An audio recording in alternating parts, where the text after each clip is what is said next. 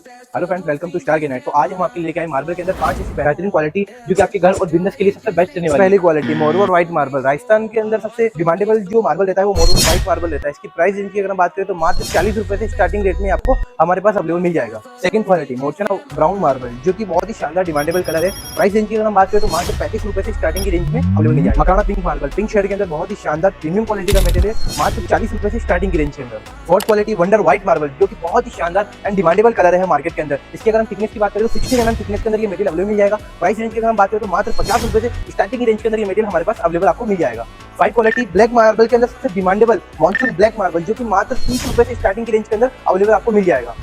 आपने जो भी ये मटेरियल देखा हमारे पास आपको ये मटेरियल बल्क क्वांटिटी के अंदर एनी टाइम अवेलेबल मिल जाएगा। अगर आप भी ये मटेरियल अगर परचेस करना चाहते हैं तो विजिट कीजिए स्टार ग्रेनाइट जो कि लोकेटेड है किशनगढ़ राजस्थान के अंदर। स्क्रीन पे दिए गए नंबर से आप हमसे संपर्क कर सकते हैं और विजिट कर सकते हैं हमारी कंपनी स्टार ग्रेनाइट में। और भी ऐसी वीडियोस देखने के लिए फॉलो करें स्टार ग्रेनाइट को।